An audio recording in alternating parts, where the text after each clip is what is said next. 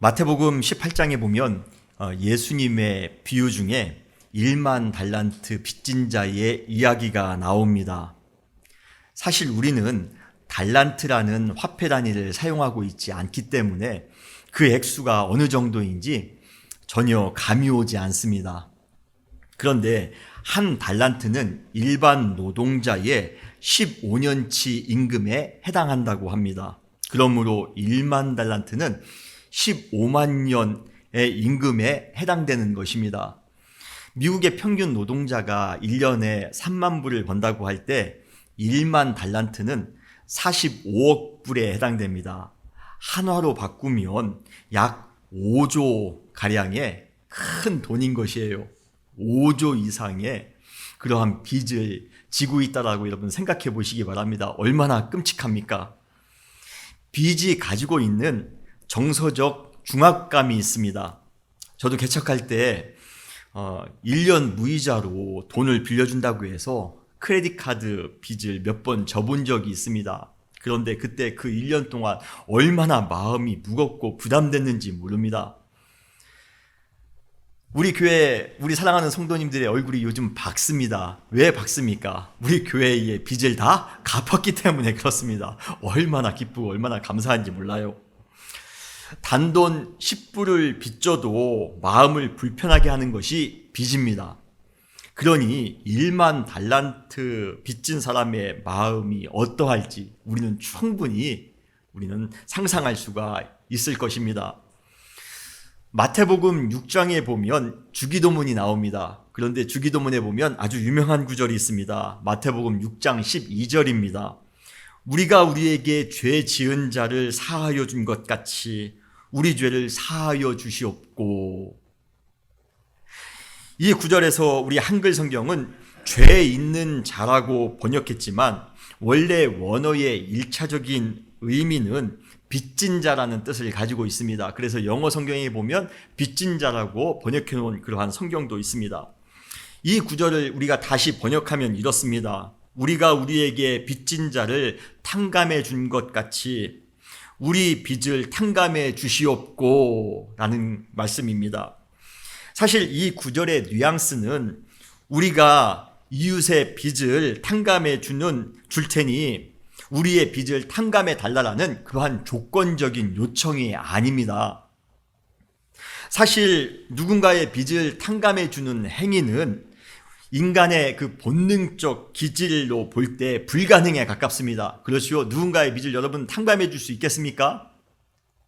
이번 주에 저에게 한 1,000불 정도 좀 빌려주시고 다음 주에 탕감해 주실 분 계십니까? 거 보세요. 아무도 안 계시지 않습니까? 예, 탕감해 주는 것이 쉬운 것이 아닙니다. 우리 인간의 본능으로 요즘은요, 빌려주는 것만으로도 감사합니다. 그러기에 이 구절의 진정한 뉘앙스는 빚을 탕감해 주는 것이 불가능에 가까울 만큼 어려운 것인데 그럼에도 불구하고 우리 자신에게 있는 빚이 너무도 힘들고 너무나도 가혹하오니 제발 우리 자신의 빚을 탕감해 주십사 하는 긍휼의 기도입니다. 이렇듯 빚지고 사는 것은 우리의 마음을 항상 고단하게 하고 고통스럽게 합니다. 여러분 평생 살면서 빚지며 살지 마시기 바랍니다. 오히려 우리가 꿔줄 망정 꾸지 마시기 바랍니다. 이것이 큰 축복입니다. 그런데 흥미로운 것은 우리가 빚을 갚을 능력이 전혀 되지 않는데도 불구하고 누군가가 탕감해 주었을 때 우리는 새로운 종류의 빚진 자가 된다는 것입니다. 우리는 그것을 은혜의 빚진 자라고 부릅니다. 1만 달란트의 빚은 도저히 갚을 수 없는 금액입니다. 우리가 5조를 어떻게 갚겠습니까? 그런데도 불구하고 그것이 아무리 큰 금액이라 할지라도 아무런 조건 없이 탕감을 받았을 때 우리는 그때부터 은혜의 빚진 자로서 살아가야 되는 것입니다. 우리 인간이 스스로 우리의 죄를 해결할 수 있는 방법이 전혀 없었습니다. 그런데 주님의 은혜로 우리의 모든 죄를 다 탕감받게 되었습니다. 그렇다면 우리는 당연히 주님의 은혜에 빚진 자로서 살아가야 되지 않겠습니까? 오늘 본문 로마서 8장 12절에 보면 바울은 자신을 비롯한 모든 성도들을 향해 우리는 빚진 자라고 말하고 있습니다. 선언하고 있습니다. 오늘 본문 8장 12절 보세요. 그러므로 형제들아 우리가 빚진 자로되. 이 구절에 사용된 빚진 자라는 단어는 우리가 방금 전에 말씀드린 1만 달란트를 빚진 자라는 표현과 주기도문에서 죄 지은 자라는 표현에서 사용된 단어와 원어로 볼 때 정확하게 동일한 단어입니다. 그러나 한 가지 차이가 있다면 그동안 우리의 마음과 영혼을 짓눌렀던 빚이 주님의 은혜 가운데 완전히 청산되었기에 우리는 이제 은혜의 빚진 자가 되었다라는 것입니다. 돈의 빚진 자가 아니라 1만 달란트 빚진 자가 아니라 우리가 죄악의 빚진 자가 아니라 이제는 은혜의 빚진 자가 되었다라는 것이에요. 우리는 그 은혜의 내용을 로마서 8장 1절로 11절에서 함께 나누었습니다. 우리는 죄로 말미암아 정죄받을 것이 확실했었습니다. 그러나 하나님께서는 그러한 우리를 향해 결코 정죄함이 없다라고 선언하셨습니다. 그리고 우리는 원래 죄와 사망의 법으로 인해 항상 부자유하고 억압에 넘치는 삶을 살았어야 맞습니다. 그런데 하나님께서는 생명의 성령의 법으로 우리에게 진정한 해방을 허락하셨다는 것이에요. 얼마나 감사한 은혜입니까? 그런데 더 감사한 것이 있습니다. 우리의 죄를 갚아주시기 위해 하나님과 예수 그리스도께서는 엄청난 사랑과 엄청난 희생을 감당하셨다는 것이에요. 그냥 우리가 가지고 있는 종이 문서 한 장 찢는 것으로 해결해 주신 것이 아니라는 것입니다. 하나님께서는 우리의 죄를 용서해 주시기 위해 자신의 외아들 예수 그리스도를 죄 있는 육신의 모양으로 이 땅 가운데 보내셨습니다. 예수 그리스도는 십자가에서 모든 피를 다 흘리심으로 우리를 대신해 정죄함을 받으셨습니다. 이렇게 하나님과 예수 그리스도께서 엄청난 대가를 지불하셨기 때문에 우리는 그 은혜로 과거의 모든 빚, 우리가 스스로 도저히 해결할 수 없는 모든 죄의 빚을 온전히 청산할 수 있게 된 것입니다. 그래서 그 은혜가 너무 크기 때문에 그 은혜를 깨달을 때마다 우리는 새로운 종류의 빚진 자, 사랑과 은혜의 빚진 자가 될 수 있었던 것입니다. 사랑하는 성도 여러분, 우리가 은혜의 빚진 자 되심을 믿으시길 바랍니다. 사랑하는 성도 여러분, 새로운 출발의 시기입니다. 뉴 비기닝입니다. 우리는 새로운 출발의 시기에 전과는 완전히 다른 새로운 존재가 되어야 된다라고 말씀을 드렸습니다. 우리는 과거에 세상의 죄와 불의로 빚진 자였다라면 이제 우리는 주님의 사랑과 은혜의 빚진 자로서 완전히 변화된 그러한 삶을 살아가셔야 됩니다. 그래서 이전과 같이 육신을 따르는 자처럼 육신의 일을 행하며 살아갈 것이 아니라 이제는 사랑과 은혜의 빚진 자로서 성령을 따르는 자의 삶을 살아가야 되는 것입니다. 우리 사랑하는 성도님들이 이제는 변화된 자로서 은혜의 빚진 자로서 성령을 따라 성령의 일을 생각하며 살아가는 우리 모든 성도님들이 되시기를 주님의 이름으로 축원합니다. 바울은 로마서 8장 12절에서 이렇게 당부합니다. 그러므로 형제들아 우리가 빚진 자로 돼 육신에게 져서 육신대로 살 것이 아니니라 라고 말씀하십니다. 우리가 주님의 은혜로 빚진 자가 된 이상 과거와 같이 육신을 따르는 자로서 육신의 일을 행하며 살지 말아야 됩니다. 이제는 과거와 같이 살아서는 안 된다는 것입니다. 만약 그렇게 산다면 그 결과는 무엇입니까? 로마서 8장 13절 이어서 나옵니다. 우리가 육신대로 살면 반드시 죽을 것이로되. 정말 심각하지 않습니까? 우리가 육신대로 살았더니 우리에게 찾아오는 것이 죽음이랍니다. 사망이랍니다. 사실 세상의 모든 사람들은 살기 위해 매 순간 최선을 다하며 살아갑니다. 그렇죠? 우리도 지금 살기 위해서 매 순간 열심을 다하며 살아가고 있지 않습니까? 육신대로 사는 이유도 자세히 살펴보면 원래는 잘못되기 위해서 또는 죽기 위해서가 아니라 사실은 살기 위해서였습니다. 그런데 잘 살기 위해, 좀 높아지기 위해, 좀 더 유명해지기 위해, 좀 더 많이 벌기 위해 악착같이 살았는데 그 결과가 죽음에 이르는 것이었다는 것이에요. 얼마나 당황스럽습니까? 그런데 이러한 결과가 우리 가운데 찾아온 이유는 우리가 한 가지 중요한 사실을 영적으로 깨닫지 못했기 때문에 그렇습니다. 그것이 무엇입니까? 우리가 육신대로 산다라는 그러한 의미 속에는 타락한 죄의 속성대로 산다라는 의미가 아주 교묘하게 함께 자리 잡고 있기 때문에 그래요. 우리는 잘 살기 위해서 한 행동이지만 자세히 살펴보니 그 모든 행동들이 다 죄와 연결되어져 있다는 것이에요. 높아지기 위해서, 잘 먹고 잘 살기 위해서 우리가 최선을 다해서 육신의 모양대로 살았더니 그것이 어느 순간에는 시기로 드러나며, 어느 순간에는 미움으로 드러나며, 어느 순간에는 우리 가운데 잘못된 그러한 원한으로 드러나며 잘못된 생각으로 죄와 연결되어져서 우리의 삶이 사라지더라는 것입니다. 잘 살기 위해 한 행동이었는데요, 그것이 다 죄와 연결되어져 있습니다. 우리가 완전히 속았던 것이에요. 마치 우리가 과거의 모습이 사기꾼에 의해 완전히 속고 있으면서도 속고 있는지 모르는 사람과 똑같은 모양으로 우리는 살아왔습니다. 그러나 우리는 큰 손해를 보고 난 후에야 우리가 속고 살았다는 것을 드디어 깨닫게 됩니다. 그러나 그때는 이미 늦었습니다. 육신대로 사는 것이 무엇인지 바울은 로마서 1장에서 아주 길게 나열하고 있습니다.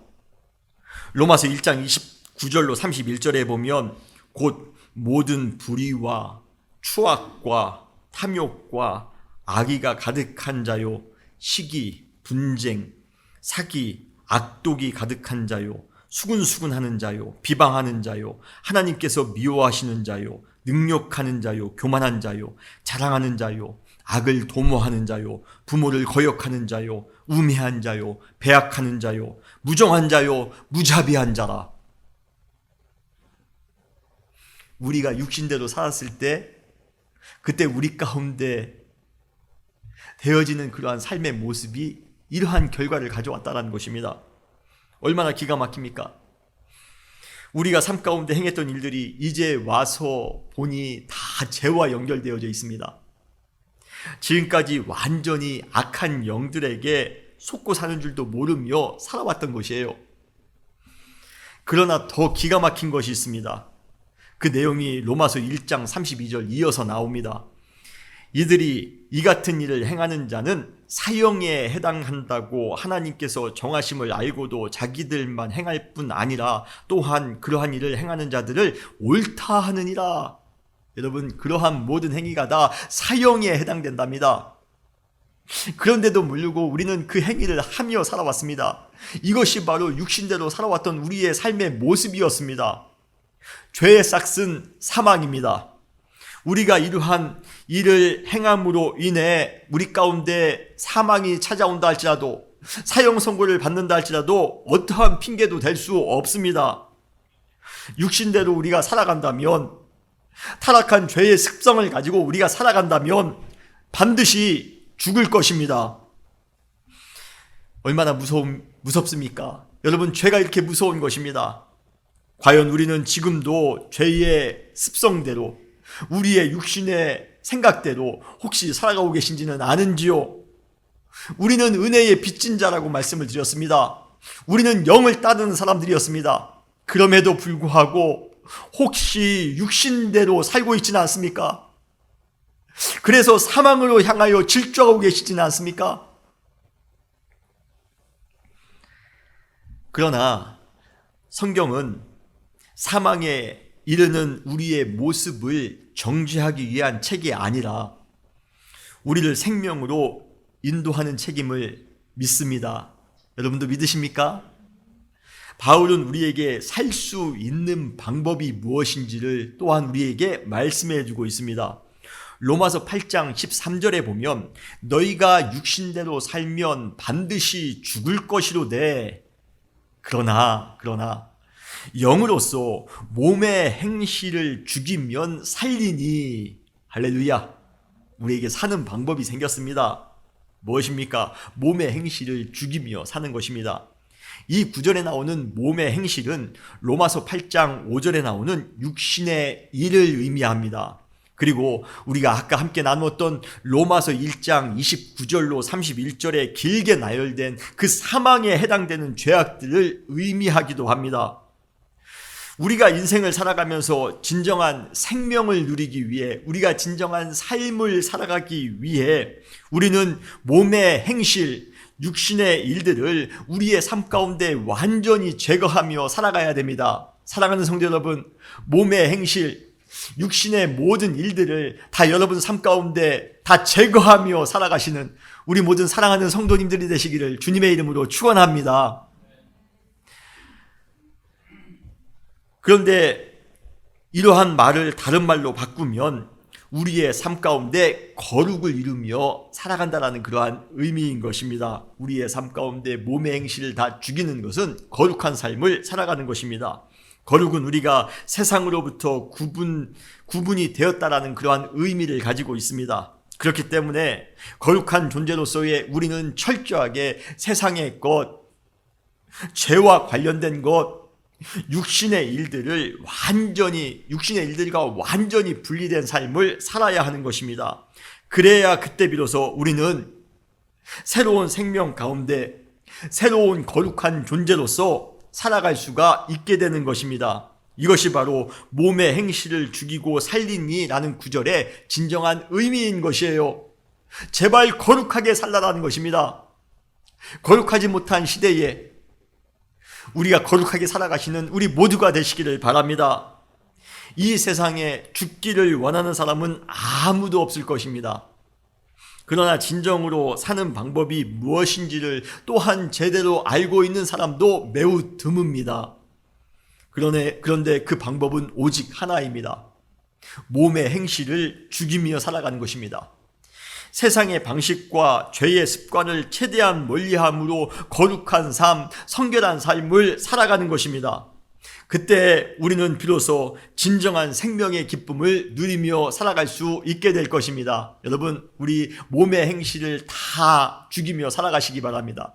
그리고 거룩한 모습으로, 성결한 모습으로, 깨끗한 모습으로 하루하루를 살아가는 우리 모든 사랑하는 성도님들이 되시기를 주님의 이름으로 축원합니다. 그런데 우리가 여기서 한 가지 명심해야 될 것이 있습니다. 그것은 우리가 몸의 행실을 죽이는 것, 그래서 우리가 거룩하게 살아가는 것, 성결하게 살아가는 것이 우리 스스로의 능력과 우리 스스로의 의지로는 절대로 불가능하다는 것입니다. 우리 인간은 선하게 살려고 스스로 노력한다고 해서 선하게 살 수 있는 그러한 존재가 아닙니다. 우리가 몸의 행실을 죽이고 거룩하게 살기 위해서 우리가 해야 될 것이 있습니다. 바로 우리는 전적으로 성령의 도우심을 의지하며 살아가야 되는 것입니다. 우리는 할 수 없지만 성령님이 도와주신다면 우리는 거룩하게 살아갈 수 있습니다. 세상을 이기며 살아갈 수가 있습니다. 그래서 로마서 8장 13절의 후반에 보면 영으로서 몸의 행실을 죽이면 살리니 라고 말씀하고 있는 것입니다. 이 구절에서 영으로서는 바로 성령의 도우심으로써 라는 의미입니다. 나의 힘만으로는요, 죄악의 습성을 버리고 성결하게 사는 것이 결코 쉽지 않습니다. 매 순간순간마다 우리 가운데 불쑥불쑥 올라오는 그 인간적인 생각들, 그러한 것들로 인해 우리는 넘어지며 우리는 쓰러질 때가 있습니다. 우리의 힘으로는 어렵습니다. 그러나 성령님께서 우리와 함께 하신다라면, 성령님이 우리를 이끌어 주신다라면 비로소 우리는 우리 안에 있는 죄의 그 속임수를 분별할 수 있으며 그 죄와 단호하게 싸워 이길 수 있는 것입니다. 그 죄와 결별할 수 있게 되는 것이에요. 그러기에 우리는 매 순간 성령의 충만함 가운데 살아가야 됩니다. 우리가 성령에 충만하여 살아갈 때 우리는 육신의 잘못된 일들을 멀리할 수 있을 뿐만 아니라 우리를 파괴하는 그 육신의 죄악된 행실도 넉넉히 이기며 살아갈 수 있는 것입니다. 저는 우리 사랑하는 성도님들이 성령님의 은혜 가운데, 성령님의 도우심 가운데 매 순간 죄의 유혹을 이기며 세상의 시험을 이기며 살아가는 그러한 승리하는 우리 성도님들이 되었으면 좋겠습니다. 그러한 성도님들이 되기 위해 또 한 번 최선을 다하는 우리 모두가 되시기를 바랍니다. 우리는 주님의 은혜에 빚진 자입니다.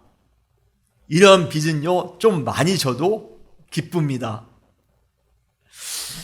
우리가 주님의 빚진 자가 되었습니다. 여러분, 금전적인 빚을 지었든 아니면 은혜의 빚을 지었든 한 가지 공통점이 있습니다. 그 공통점은 무엇입니까? 바로 우리가 빚을 진 그 순간 의무를 이행할 자가 된 것입니다. 그래서 금전적인 빚을 진 사람은 그때부터 돈을 갚아야 할 의무를 이행해야 됩니다.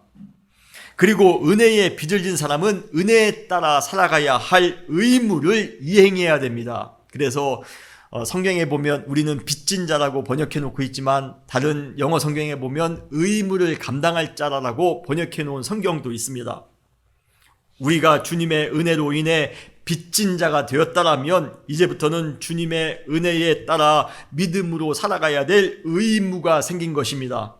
그러므로 우리는 은혜의 빚진 자로서 하나님의 은혜에 따라 거룩한 삶, 성령 충만한 삶, 말씀에 순종하는 삶, 죄를 이기며 살아가는 삶, 주님께 충성하는 삶, 사명에 헌신하는 삶, 그러한 삶을 살아감으로 영적인 의무를 다하는 주님께서 우리에게 주신 은혜의 빚을 갚으며 살아갈 수 있는 우리 모든 사랑하는 성도님들이 되시기를, 은혜의 빚진 자가 되시기를 주님의 이름으로 축원합니다. 여러분, 우리는 영을 따르는 자입니다. 그리고 영을 따르는 자는 은혜의 빚진 자이기도 합니다. 그런데 동시에 영을 따르는 자는 또 다른 새로운 존재로서의 나 자신을 발견하게 됩니다. 그것이 무엇입니까? 바로 우리가 하나님의 아들이라는 것입니다. 여러분 믿으십니까? 오늘 본문에 보시면 로마서 8장 14절입니다. 무릇 하나님의 영으로 인도함을 받는 사람은 곧 하나님의 아들이라. 우리는 로마서 8장 9절에서 누구든지 그리스도의 영이 없으면 그리스도의 사람이 아니라라는 부정적인 선언을 들을 수 있었습니다. 그러나 이번에는 반대로 하나님의 영으로 인도함을 받는 사람이 하나님의 아들이라는, 하나님의 자녀가 되었다라는 긍정적인 선언을 듣게 됩니다.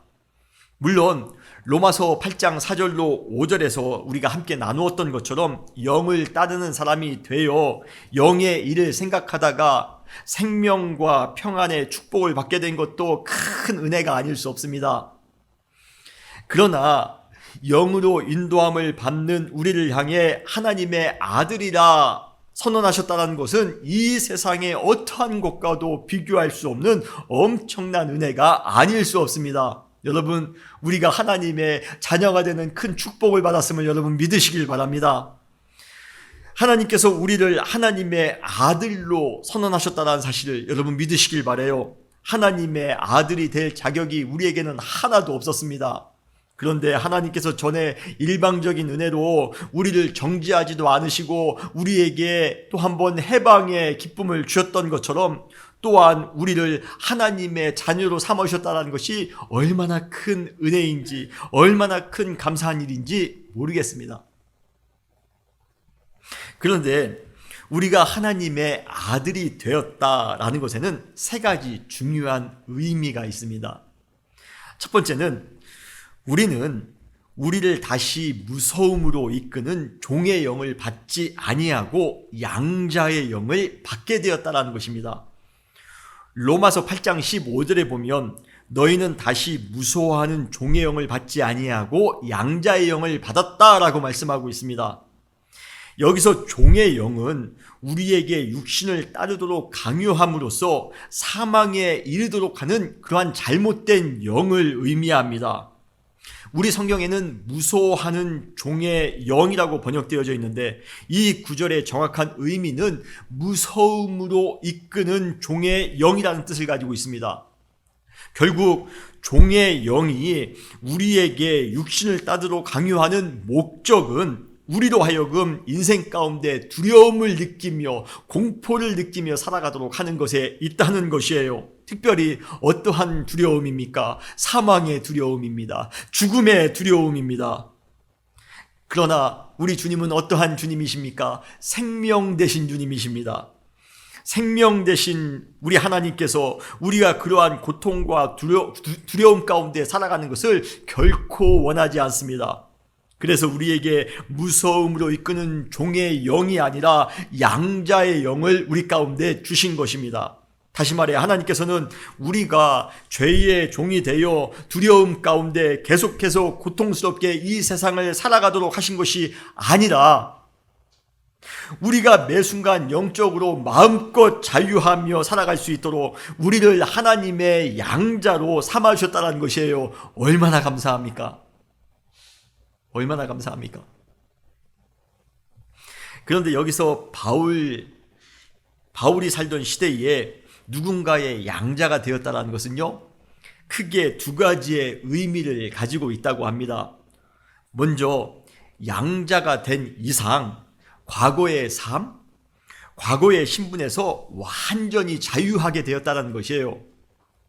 과거와 완전히 단절할 수 있게 되었다는 것입니다. 과거에 우리가 노예였었어도 상관없습니다. 과거에 우리가 가난했어도, 과거에 우리가 죄인이었어도 상관없습니다. 새로운 가정의 양자로 된 이상 과거의 삶은 현재의 우리에게 어떠한 영향도 줄 수 없다는 것이에요. 마찬가지로 우리가 하나님의 양자가 되었다는 것은 과거 우리가 죄의 종이었던 것, 과거 우리가 육신을 따르는 자였던 것이 하나도 지금은 우리에게 영향을 줄 수 없다라는 것입니다. 여러분 믿으십니까? 그러므로 우리가 양자의 영을 받은 순간 과거의 잘못, 과거의 실패, 과거의 트라우마, 과거의 상처로부터 온전히 벗어날 수 있게 된 것입니다. 사랑하는 성도 여러분, 하나님께서 여러분들에게 양자로 여러분들을 삼아주셨습니다. 이제는 과거에 머물지 마시고요. 과거의 아픔 가운데, 과거의 잘못 가운데 머물지 마시고요. 이제는 새로운 사람으로, 새로운 그러한 영적인 자유 가운데 살아가시는 우리 모두가 되시기를 주님의 이름으로 축원합니다. 두 번째로 양자가 되었다는 것은 새로운 가정의 일원으로서 똑같은 혜택과 똑같은 축복을 함께 누릴 수 있게 되었다는 것을 의미합니다. 사실 우리는 콩쥐 팥쥐의 이야기처럼 자신의 친자녀가 아닌 경우 편애하거나 아니면 의도적으로 왕따시키는 이야기에 매우 익숙합니다. 그리고 안타깝게도 최근에 그러한 일이 이야기 가운데, 전래 동화 가운데만 있는 것이 아니라 우리의 현실 속에 실제로 일어나서 사회적인 문제가 되는 경우도 있었습니다. 그러나 바울 당시의 그 입양은 지금 우리가 생각하는 것과는 많이 차이가 있습니다.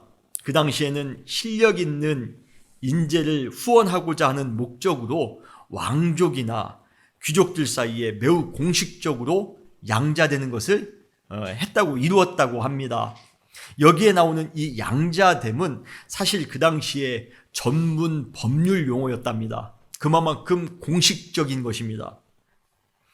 이렇게 입양된 자녀는 양 아버지의 적극적인 사랑과 후원을 받으면서 친자녀들과 동등하게, 중요한 단어입니다. 아주 동등하게 성장할 수 있었다고 합니다. 그러므로 양자가 되었다는 것은 엄청난 축복이며 엄청난 은혜인 것입니다. 여러분, 배너에 보면 그 주인공이 노예로 됩니다. 그런데 그가 배에서 노를 젓고 있을 때, 그때 해상전에서 배가 침몰하면서 그 당시에 그 배의 사령관을 그 배너가 구해주지 않습니까? 그래서 그 사령관의 양자가 됩니다. 그 이후로 베노의 인생은 완전히 변화되지 않습니까? 여러분, 이것이 바로 양자됨입니다. 이렇게 바울은 양자됨이라는 그 당시에 특별한 관행을 하나님과 우리 인간 사이의 관계를 설명하는 데 사용함으로써 우리가 하나님의 양자된 것이 얼마나 큰 기쁨이며 얼마나 큰 은혜인지를 보여주고 있는 것입니다. 사랑하는 성도 여러분, 우리는 하나님의 자녀입니다. 여러분 믿으십니까? 그러기에 우리는 더 이상 세상의 자녀처럼 살아서는 안 됩니다. 로마서 8장 15절에 보면 너희는 다시 무소하는 종의 영을 받지 아니하고 라고 말씀하고 있습니다. 저는 이 구절에서 이 다시라는 부사가 유독 눈에 들어옵니다. 우리가 하나님의 은혜로 그분의 자녀가 되었는데요.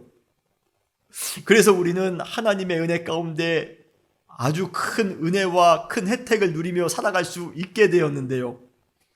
그런데 다시 죄로 인해 고통스럽고 불안했던 그 과거의 세상의 자녀로, 죄의 자녀로 돌아가서야 되겠습니까? 하나님의 자녀로서 하나님 안에서 누릴 수 있는 그러한 영적 혜택과 축복을 누리며 살아가시는 우리 모든 사랑하는 성도님들이 되시기를 주님의 이름으로 축원합니다. 두 번째로 우리가 하나님의 아들이 되었다는 것은 이제부터 우리가 하나님을 아빠, 아버지라고 부르짖을 수 있게 되었다는 것을 의미합니다. 오늘 본문 로마서 8장 15절 후반에 보면 우리가 아빠, 아버지라고 부르짖느니라 라고 말씀하고 있습니다. 이 구절에 나오는 이 아빠, 아버지라는 표현이 참 인상적입니다. 여기에 나오는 이 아버지라는 그러한 단어는 헬라어에 가장 일반적으로 쓰여지는 아버지라는 단어입니다. 별 문제가 없습니다. 그런데 문제는 이 아빠라는 그러한 단어지요. 아빠라는 단어는 예수님 당시에 이스라엘 사람들의 생활 언어였던 아람어가 있습니다. 그 당시에 이스라엘 사람들은 주로 아람어를 사용했습니다. 그런데 아람어에서 아버지를 친근하게 부를 때 사용하는 단어가 아빠라는 그러한 단어인데요.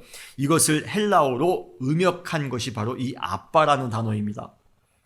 그러기에 이 아버지라는 단어는 하나님을 친밀하게 부르는 것과 관계가 있는 것이에요.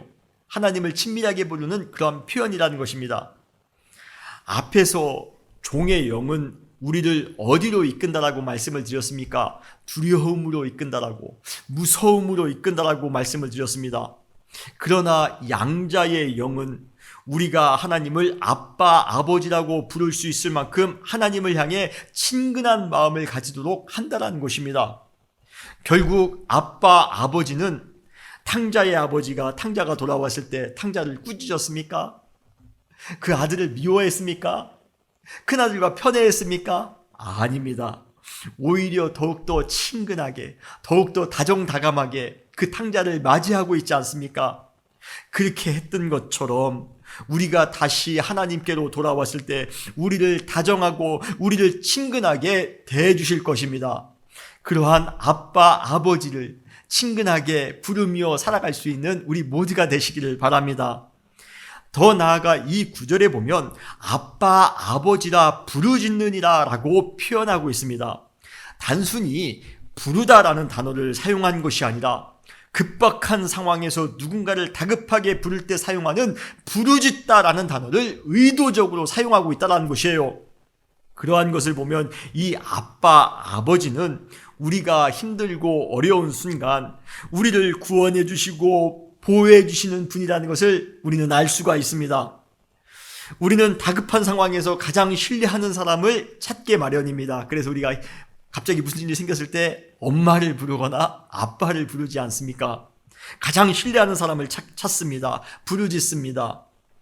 아빠, 아버지가 바로 우리에게 그러한 분이 되셨다는 것입니다.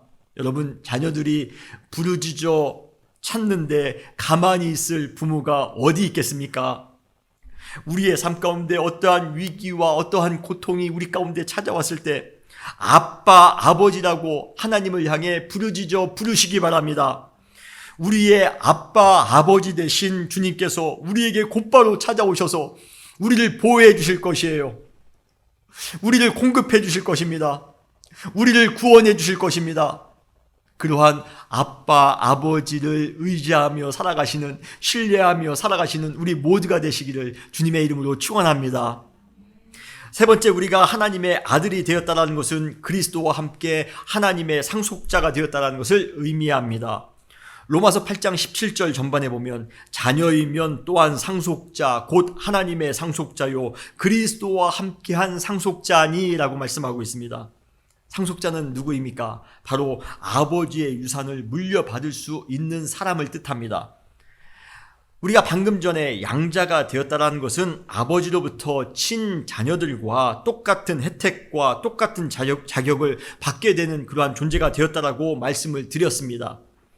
그 자격과 그 혜택 중에서 가장 중요한 것은 바로 아버지의 유산을 상속받는 것입니다. 우리가 하나님의 양자가 되었다는 것은 우리가 하나님으로부터 그분의 유업을 상속받게 될 자격이 주어졌다는 것을 의미하는 것이에요. 이것은 우리가 하나님의 아들이 됨으로써 받게 될 가장 큰 축복이 아닐까 싶습니다.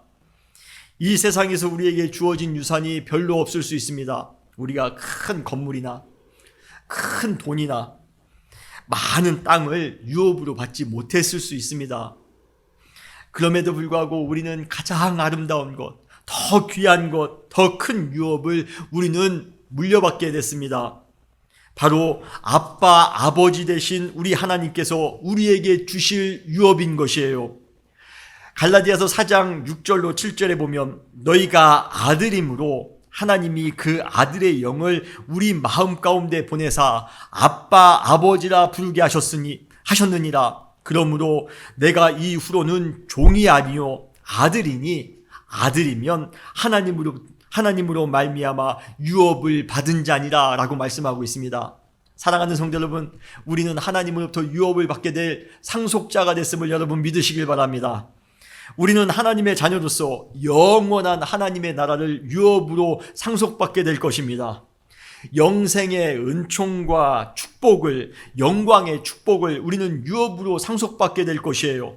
하나님의 능력과 하나님의 평강을 우리는 유업으로 받게 될 것입니다. 하나님의 사명과 영적인 축복을 우리는 유업으로 받게 될 것이에요. 얼마나 감사합니까? 그래도 여러분, 땅을 유업으로 받는 게 좀 더 좋습니까? 돈을 좀 더 유업으로 받는 게 좀 좋습니까? 아니에요. 여러분, 영적인 눈을 뜨시고 하나님이 우리에게 주시는 유업의 그 놀라운 가치를 볼 수 있는 은혜가 여러분들에게 있으시길 바랍니다. 이 세상에 아무리 큰 재물이라 할지라도, 아무리 넓은 땅이라 할지라도, 아무리 큰 건물이라 할지라도 하나님이 우리에게 주신 유업과 비교할 수 없습니다. 우리가 다음 주에 그러한 내용을 함께 나누게 될 것입니다. 하나님이 주실 하나님의 나라와 어떻게 비교할 수 있겠습니까? 하나님이 우리에게 주실 그 구원의 감격, 영생의 기쁨과 어떻게 우리가 비교할 수 있겠습니까? 사랑하는 성도 여러분, 주님께서 우리에게 가장 유업을 주셨음을 믿으시길 바랍니다. 그 안에서 기뻐하며 그 안에서 감사하며 살아갈 수 있는 우리가 되시기를 바랍니다. 새로운 출발의 시기입니다. New beginning입니다. 새로운 출발의 시기에 우리는 새로운 존재가 되어야 합니다. 어떤 존재입니까? 영을 따르는 자가 되어야 됩니다. 우리는 은혜의 빚진 자가 되어야 합니다. 은혜의 빚에 대해 의무를 다하는 자가 되어야 됩니다. 여러분, 우리는 하나님의 자녀가 되어야 됩니다. 사랑하는 성도 여러분, 우리의 존재가 완전히 변화되기를 원합니다. 과거의 모습을 가지고 살아가지 마시기 바랍니다. 육신의 행실, 몸의 행실은 이제 다 청산하시기 바랍니다. 이제는 자유자로서, 이제는 구원받은 하나님의 백성으로서, 이제는 하나님의 자녀로서 당당하게 기쁨을 가지고 살아갈 수 있는, 승리하며 살아갈 수 있는 그러한 은혜의 백성들이 되시기를, 하나님의 자녀가 되시기를 주님의 이름으로 축원합니다. 다시 기도하시겠습니다.